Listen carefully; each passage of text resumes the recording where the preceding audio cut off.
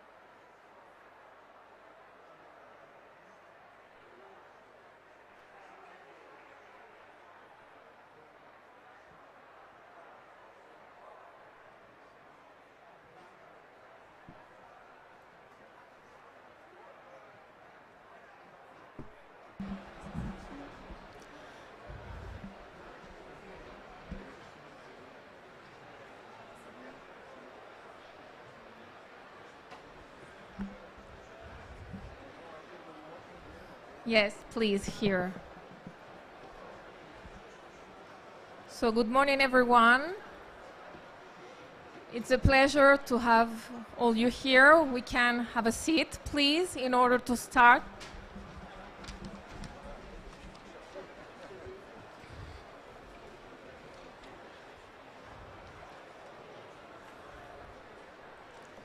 So very welcome everyone to the conference Marine Protected Areas Promoting Science for Biodiversity and Mitigation. In September 2016, the World Congress of the International Union for Conservation of Nature urged all states and governmental organizations to designate at least 30% of their national water as marine protected areas by 2030, a resolution known as 30-4-30.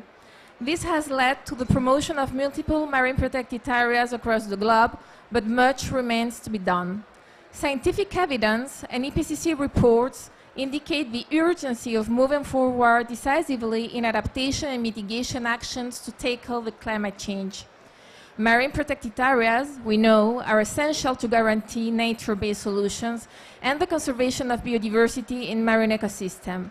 The increase of marine protected areas must be accompanied by adequate monitoring to ensure not only the proper use of this area, but also to assess the variation of the biomass in this marine space. From Mary Foundation, we declare our commitment to the role of science in decision-making on climate change and biodiversity.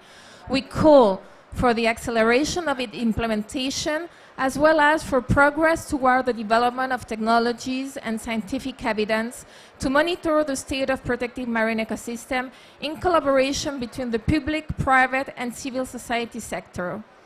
While thanking you for your presence at this conference, I would like to begin by giving the floor to His Serene Highness Prince Albert II of Monaco.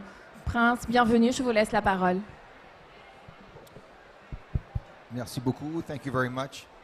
I think it worked.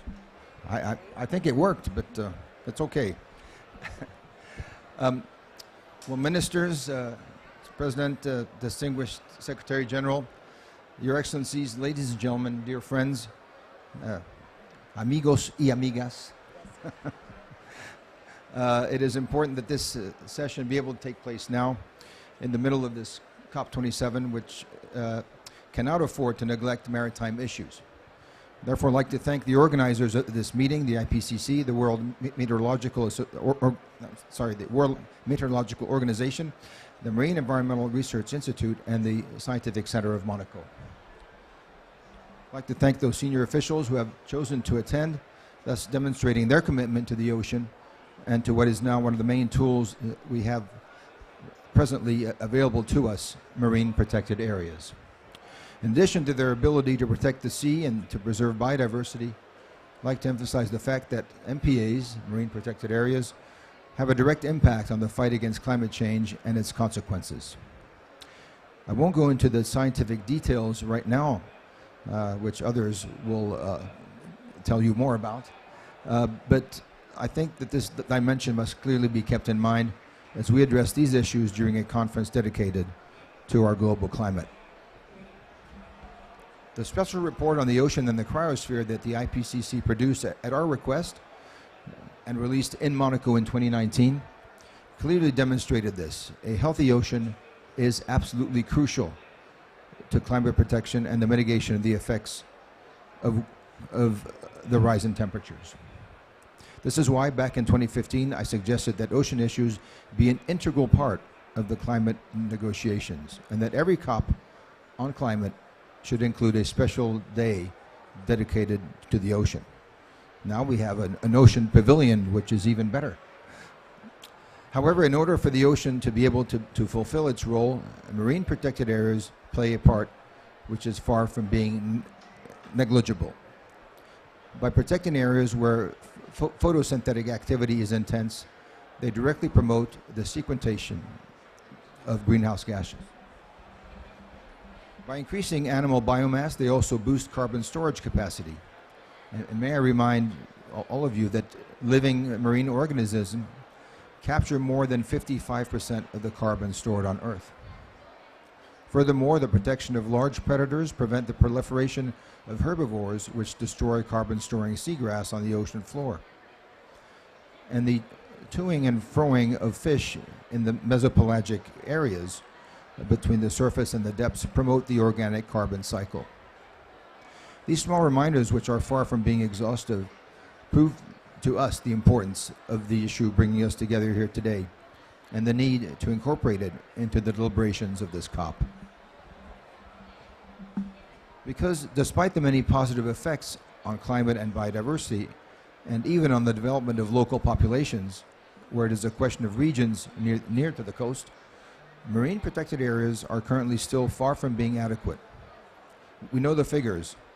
Less than 8% of marine areas are currently under a protected status, which only 2.4% are highly protected. A far cry from the 30% required. Furthermore, many of these marine areas do not provide adequate guarantees.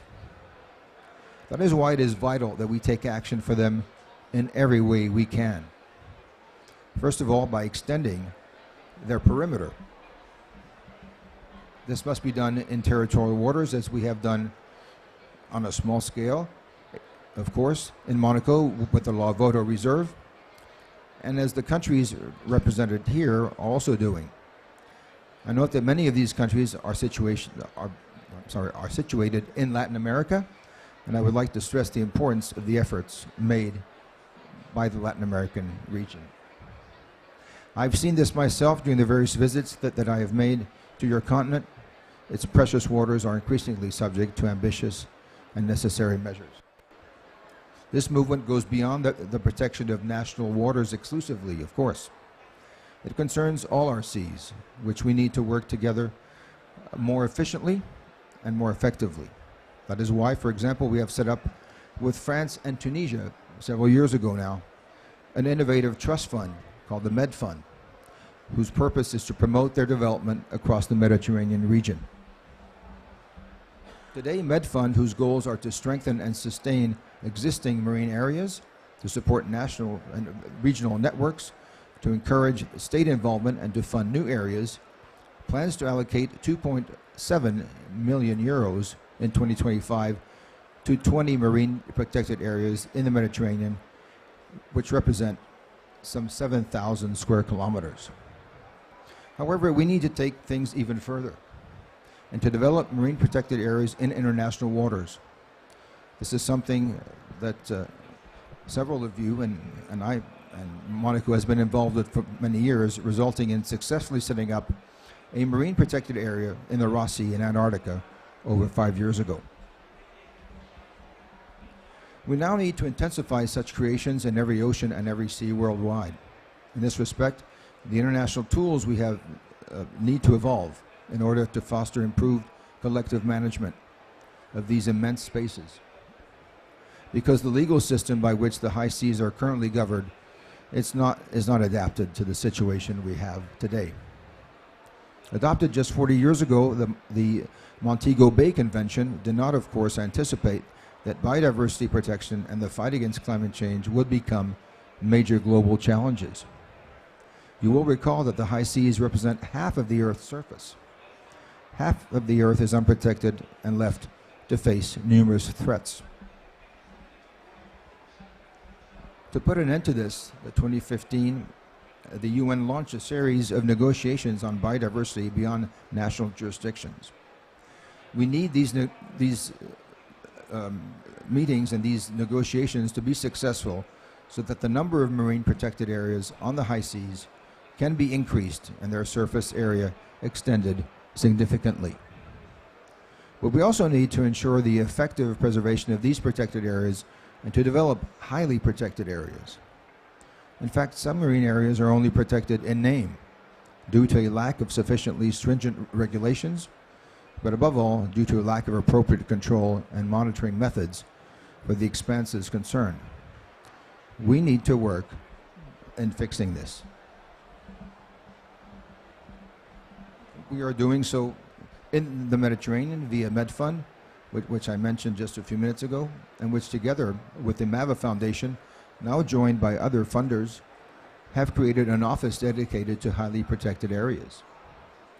In addition to financial resources, we also need to mobilize human and technical resources. Cutting-edge technologies now enable us to control and monitor these huge areas, which are often difficult to reach, and these need to be developed even further. Finally, to ensure that they are successful, it is important, especially in coastal areas, to get the various stakeholders and sea users involved in their management. And I'm thinking, of course, of economic circles, who need to understand how they will benefit, failing which the projects will fail to gain ground in the long term and will not find an economic model to guarantee their sustainability.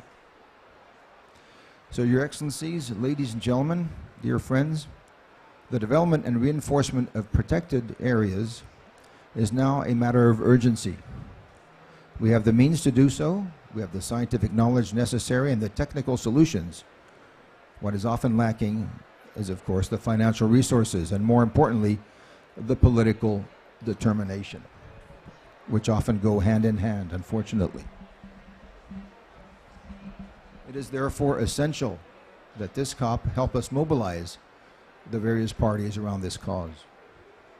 Without a protected ocean, it will be impossible to contain not only global warming, but the effects of climate change. And without marine protected areas, it will be impossible to maintain the ocean's health and vitality.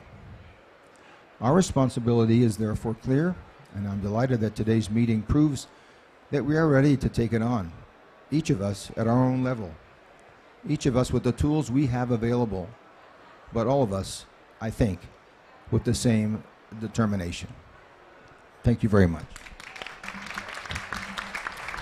Thank you very, very much, His Highness, for your words and your determination and commitment. Now we are going to give the floor to the EPCC chairman, Mr. Oh-Seung Lee. Please, Mr. Lee, I give you the floor. Thank you very much. Thank you, Royal Highness, for being with us this very important conference. And as you mentioned, the world has committed to set aside 30% of oceans and land for conservation. It's a very important goal. And when I look at the 30% limit for conservation of area, I immediately recognize the similarity between the 30% limit and the carbon budget for achieving 1.5 degrees Celsius. The similarity between the two is that there's a limit of what we can do.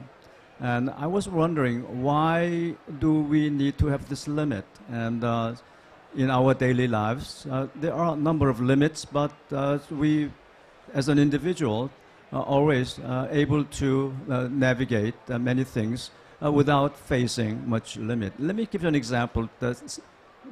We have a speed limit in certain part of the road. There's a speed limit, but myself recognize that I know that if I go drive at certain speed, I see that some danger. I feel some danger, so I slow down. And now, in the case of use of this natural resource or environment, why we humans not recognize that self-regulating regulating nature of protecting ourselves? And that leads to a scientific questions, and our IPCC assessment clearly indicated that the system of our development is flawed. Flawed in the sense that the wealth is defined as a reduction, part of a reduction of natural resource. The more you reduce natural resource, the more you gain as a personal wealth and personal wealth.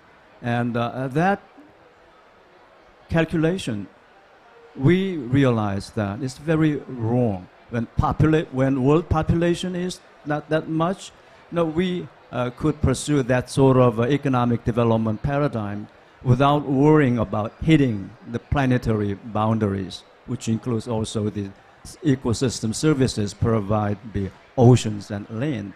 But humans have used this economic paradigm, pass-through economic paradigm. The more destruction of natural capital, the more my wealth, personal wealth, and national wealth. Now, that has to stop, which means that there has to be a system to put a penalty on the use of natural capital above certain level. Now, that means a tremendous job on the part of the government, because it requires a certain amount of,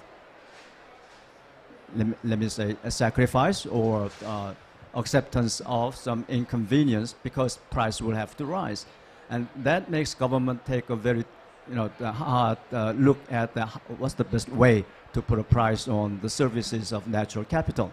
So, but it will take time, but eventually government will have to adopt such a process. In the meantime, there has to be a limit, physical limit on the use of natural capital. 30% for ocean, 30% land is one example. Carbon budget for the CO2 emission, that's another limit. What I want to say is that here the role of government is critical in solving this global climate challenge, global biodiversity challenge. The role of government is very, very challenging and important. It should not be the source of uncertainty. But unfortunately, the policy uncertainty is the main uncertainty in tackling the climate change, in tackling the biodiversity challenges. So in that regard, I want to say that Serene Highness, a wonderful leadership in addressing global challenges in this regard. And I hope that many other leaders, governments, should learn from what Monaco has done in this regard, as well as what Serene Highness has performed in this regard. So thank you very much for organizing this conference, and we hope that we should be able to achieve the goal we have set for preserving climate as well as environmental sustainability. Thank you very much. Thank you very much, Mr. Son Lee, EPCC Chairman. Now we are going to give the floor to Johan Stander, Head of Services, Deputy of WMO, in representation of Mr. Protegidas. Thank you, Serene Highness, fellow colleagues. I'm not Professor Talas. He was supposed to be here, our Secretary General. Therefore, apologies on his behalf. If the UNSG calls you to a meeting, you need to run. So he would have loved to be here. However, you stuck with me, so let's give it a shot. I think let me start by thanking the Serene Highness for the excellent leadership already shown in the way forward. And would that not be great if all the leaders we've got take the same step to say we need to do something significant, we need to move forward, we need to show the way how to make a difference. The WMO in itself had an extraordinary congress a year and a half ago, and I would like to highlight three things that came out of it. I'm going to start with Resolution 3, where it adopted by members saying that we've got to implement a sustainable observation finance facility. That in itself is key, because this will address the data shortages we've got on land, in air, and on the ocean at the end of the day. So we hope to get sufficient funding. We'll start with meteorological, then hydrological, then over towards the ocean over a period. And some members and countries and partners have already contributed towards this initiative. Number 2, the Global Basic Observing Network, GBON. And that is to make sure that we've got observation stations spatially spread on land and at sea for everybody, so that we've make sure we've got sufficient data all over. And the reason for that is to make sure that our numerical weather predictions and our numerical weather climate predictions gets better. Because more data, better services at the end. You all know the theme, garbage in, garbage out. So we need to make sure that we provide better information that's spread all over the globe.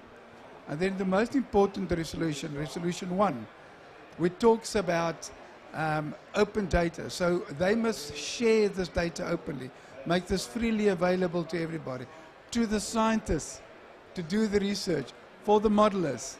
And this is where it becomes important.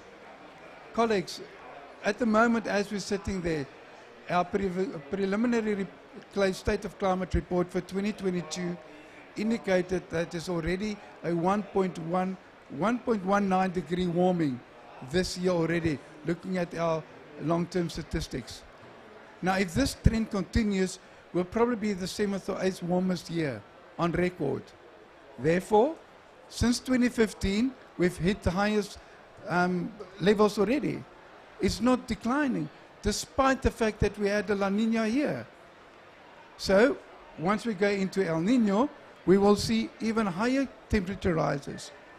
This has shown that we've got significant melting of the cryospheres, and that in itself caused a fair amount of flooding in Pakistan.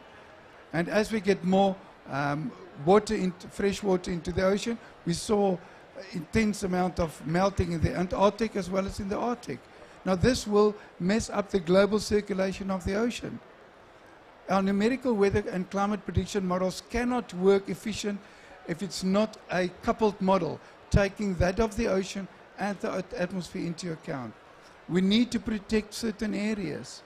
If we don't do that, what about the future? What about our coral reefs? What about the food security for those that need to follow? We need to make sure that if we can protect something small on land, surely we can protect a certain amount of space over the ocean. If we do not do this, somebody in the previous session said we're on the road to hell. I'm not going to call it on the road to hell.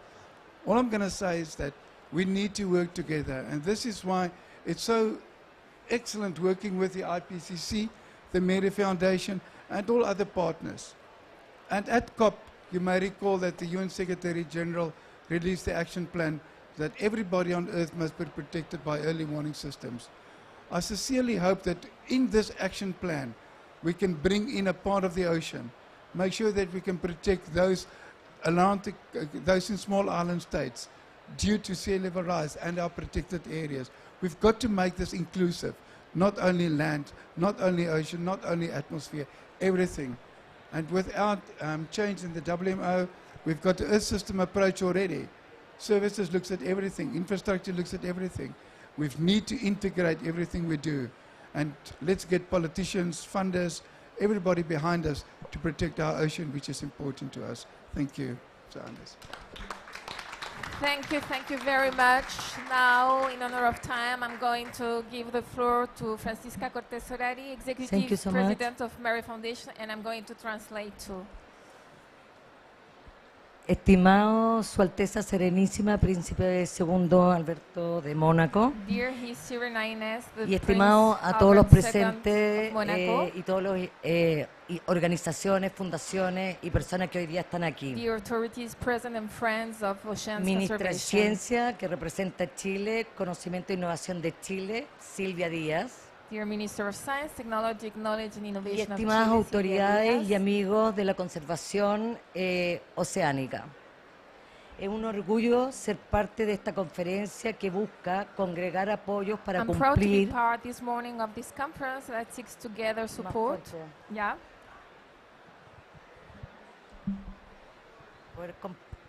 Es un orgullo poder ser parte I'm de proud esta to be part this conferencia morning of this conference que busca congregar that apoyos seeks together para support cumplir to la meet meta the 30 for 30 30 goal de las áreas marinas of marine protegidas protected areas y su and their necesario necessary monitoreo. monitoring.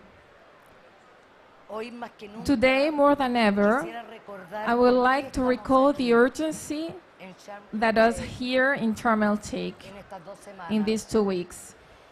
El mundo poblado en un 72% In a world that has 72% of marine ecosystem, debemos actuar con we decisión must act decisively respecto al on the problema problem que that hoy bring nos us convoca. together. Es una urgencia. It's an urgency. Mientras discutimos While we discuss e intentamos and llegar a try to reach acuerdos, agreements, mientras el mundo se da while the world is entre la struggling inflación with y los conflictos inflation and políticos, political conflicts, mientras incluso even as we visitamos visit estos these hermosos beautiful parajes, places, la amenaza the oceanic crece threat is growing decididamente, steadily, afectando la affecting biodiversidad marine marina and terrestrial terrestre, biodiversity, esenciales para la essential to our sobrevivencia survival. del ser humano. En este In this contexto, context, nuestro our como role persona is es essential. Una de las One of prioridades our es priorities perseverar en promover is to el rol de la continue ciencia promoting the role of como un science articulador as de an acciones articulating que nos axis of the permitan actions that avanzar allow hacia us to un advance in the necesario necessary desarrollo y development and monitoreo de áreas monitoring of marinas marine protegidas, protected areas que son los through verdaderos seed semilleros beads de la of humanidad. humanity.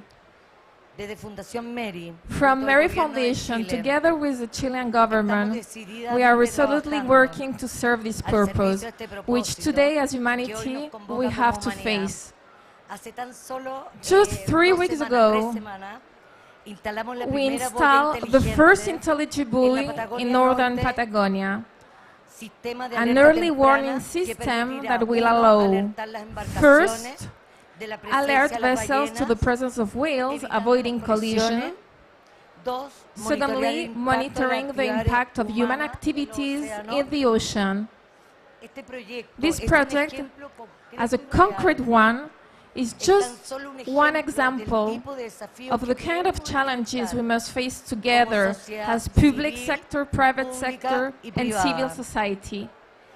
Ser capaces de To be invertir en able to tecnología, invest in en technology, ciencia, en educación, science, que nos permita and tomar education that allow us decisiones to take the necessary y medidas measures necesarias to para preserve preservar our nuestro planet and planeta. life.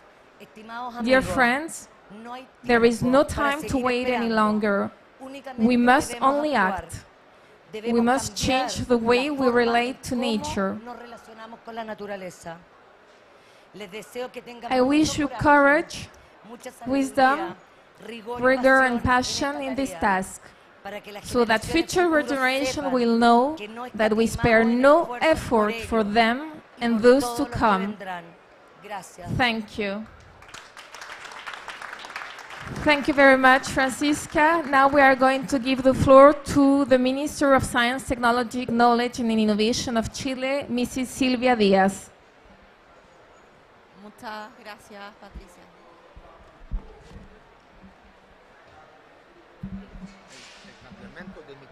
Sí.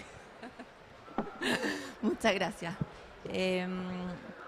Voy a hablar en español, ¿está bien? Sí. Probablemente muchos de ustedes conocen a un gran científico chileno, Juan Carlos Castilla, biólogo marino. Él tiene una frase muy conocida que dice, y me gustaría compartirlas hoy con ustedes. Él dice que a nosotros hace mucho tiempo nos enseñaron... Oh, sorry. Okay, I'm going to translate. Okay. So probably most of you or some of you know a Chilean author named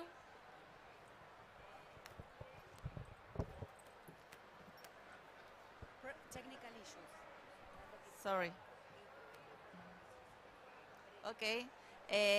Chile es un país largo y angosto, pero hoy les quiero decir que Chile no es largo ni angosto. Chile es largo, ancho, azul y profundo. Yes, it works. I'll be translating what the minister says. Go ahead, please. Thank you. Chile no es largo y angosto. Chile es ancho, largo, azul Okay. y profundo. Chile is a very wide and blue country. Sí, okay. wide and very long. Chile es un país literalmente rodeado de mar, It's surrounded by sea, grande y profundo, con más de big and deep, with more than 100 million kilometers. que conforma variados paisajes It has a lot of different landscapes, and interacts with the most diverse ecosystems. From the government of our president, Gabriel Boric, we know and value the evidence in a rich and unique territory in the world, capable of giving us a lot of information, key information, in order to tackle climate change and for its study. During the last 50 years, we have been really working hard in order to protect our oceans.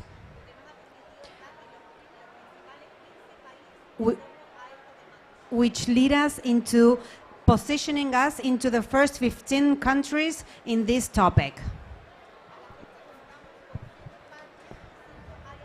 Nowadays, we count with 7 parks and 5 marine areas.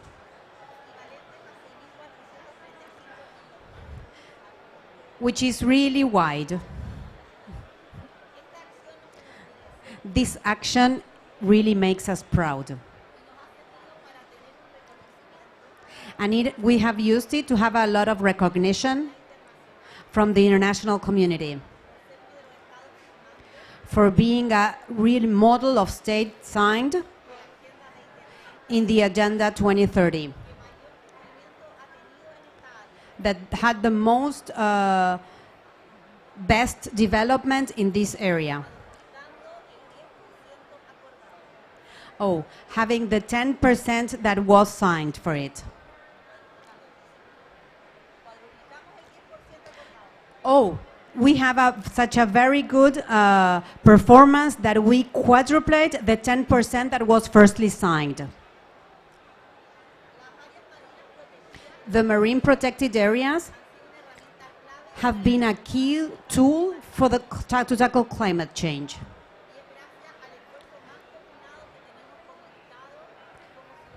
And that is thanks to the collaborative work that we have between the state and society.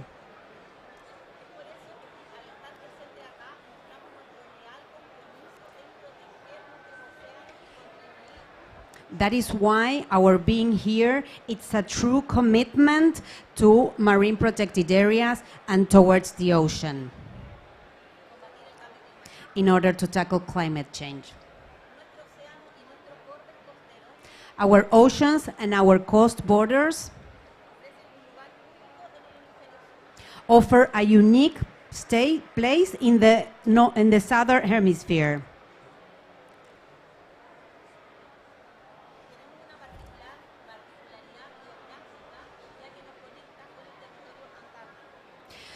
Because we are located in a very unique and key position that connects us to the Arctic.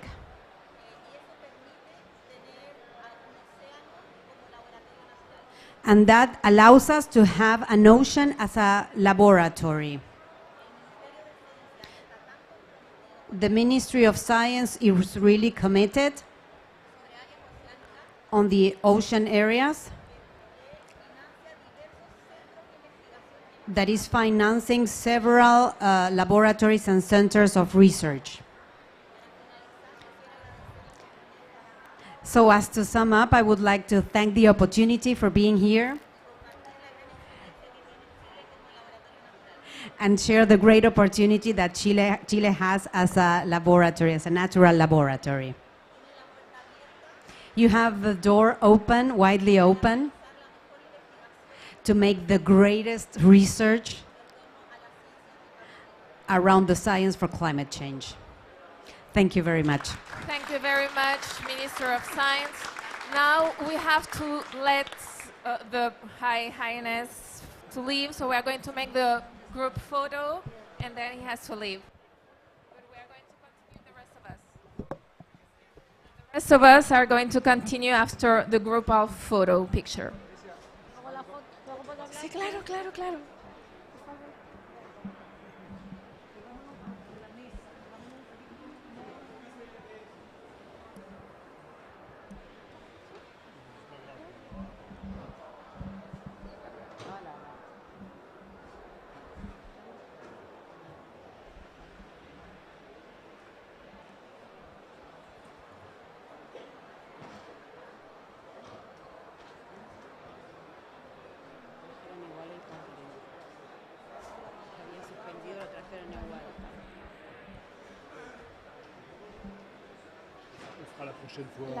Elle aussi va parler.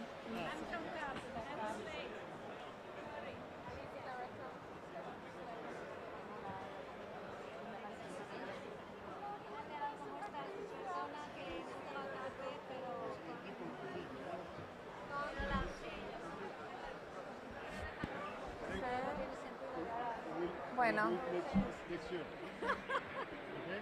Well, we have a photo. Well, we have a photo. Thank you very much. I'm going to say bye.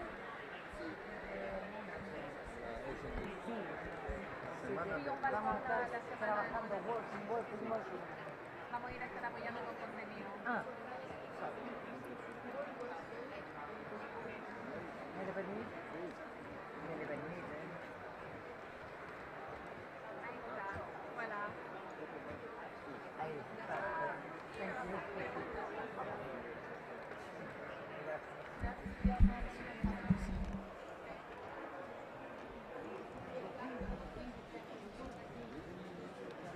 Ministra, yo soy Alicia Montalvo. Te presento a Alicia Montalvo. Sí, Alicia Montalvo, Corporación Andina Fomento. De Paso con todo está perfecto.